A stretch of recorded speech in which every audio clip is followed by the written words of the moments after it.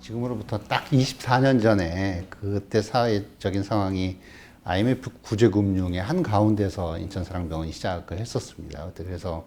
아마 주위에서는 걱정하는 분들도 상당히 많았고, 그런데 처음 병원 시작해서 뭐 직원 한 100명 정도, 진료과장 10명 이렇게 같이 시작했었는데, 근데 병원 시작하고 석 달 만에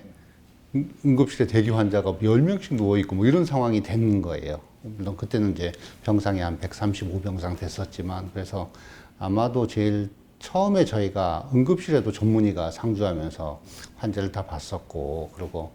응급질환이라든지 이런 급성질환들을 빨리빨리 해결해 준다. 여기 가면 무조건 전문의가 다 봐준다. 이런 게 아마도 지역 주민의 신뢰를 얻었던 것 같고, 그래서 그 뒤에 병원 증축 과정을 거쳐서 지금까지 과정으로 오게 됐는데, 그래서 병원이 성장하면서 지역 주민들이 아마 제일 신뢰하는 병원으로, 인천에서 제일 신뢰하는 병원으로 믿고 따라오신 것 같고, 찾아주신 것 같고, 그래서 결국은 응급질환, 중증질환, 이런 급성질환들을 해결하는 종합병원, 2차 병원의 어떻게 보면 좀 모범적인 사례로 많이 인정해 주시고 해서 저희로서도 자랑스럽고 감사하고, 예, 그렇습니다. 2002년에, 지금부터 10년 전에 그 노사 분규가 있었습니다. 그래서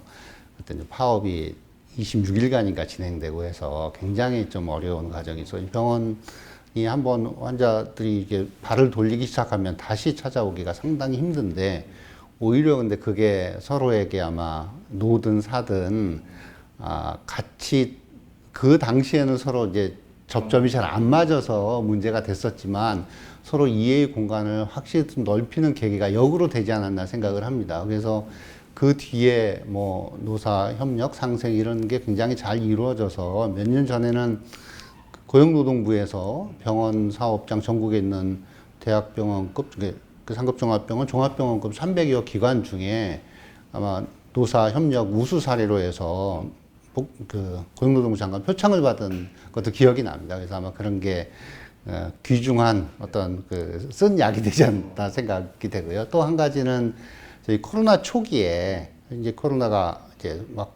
폭발하기 직전에 저희 병원에서 확진자가 나왔었어요. 그러니까 병원에 환자가 아니라 선별진료소에서 확진 받고 이제 나갔는데, 그게 이제 보도자료가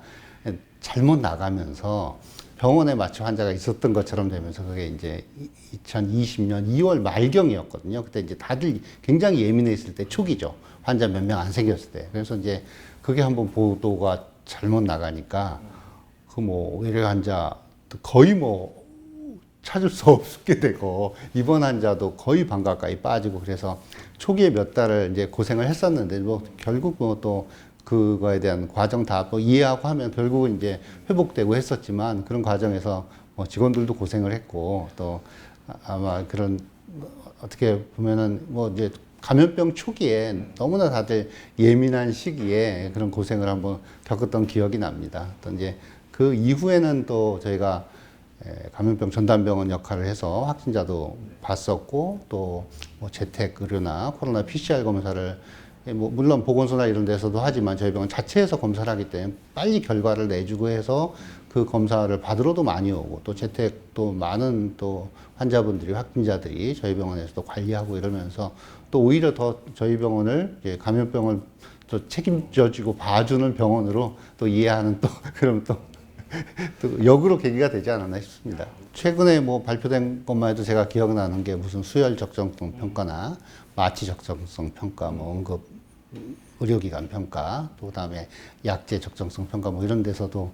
뭐 거의 다 1등급을 뭐 수차례 하고 뭐 수년 동안 연속을 하고 뭐 이런 게 저도 이제 기억이 나는데요. 아마 저희가 이제 진료과의 그 의료진들한테 굉장히 많은 권한을 부여해주고, 또 환자 진료에 필요한 어떤 뭐 시스템이라든지 뭐 장비 시설이라든지 이런 것들을 잘 갖춰주게 하고, 또 그게 단순히 뭐 시설만 있다고 되는 건 아니기 때문에 의료진과 또 팀워크를 이루어서 같이 할 수 있는 그런 발판들을 마련해 주는, 거기에 대해서 어떤 제안을 하거나 필요한 게 있다면 적극적으로 먼저 선도적으로 저희가 앞장서서 한다는 개념을 가지고 이끌어 오지 않았나 싶고요. 그래서 그게 단순히 병원이란 기관이 뭐 오시는 분들을 저희가 가능한 범위 내에서 치료하는 것도 있지만, 그 새로운 사건 사고가 안 생겨야 되는 거고 치료 과정 중에 문제가 안 생겨야 되는 거고 감염이 안 생겨야 되고 뭐 어떻게 보면 아주 기본적인 거지만 그 원칙에 최선을 다하려고 하지 않았나 싶습니다. 그래서 직원들이 함께 따라주고 의료진들이 함께 그런 걸 만들어주고 해서 이룬 성과라고 생각을 합니다. 환자분들 입장에서는 급하게 본인의 문제가 생겼을 때 특히 뭐 뇌경색, 뭐 뇌출혈이라든지 아니면 심근경색 이런 게 왔을 때 정말 촌각을 다투는 질환들을 우리 병원에서 해결하는 이런 건데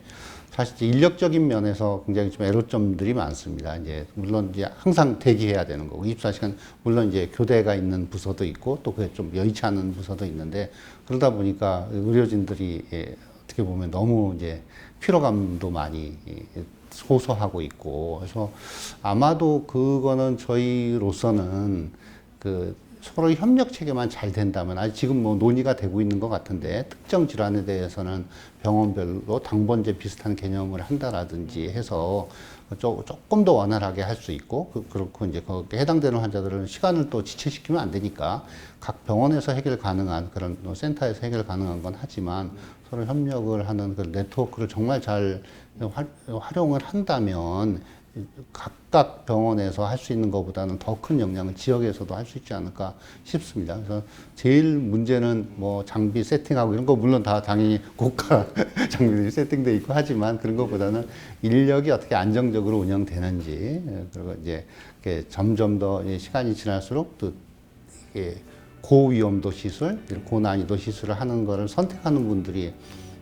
줄어드는 것 같아서 기존의 인력들이 계속 그 부분을 감당하려면 좀 힘든 점이 있지 않은가 이게 제일 애로점이라고 생각합니다.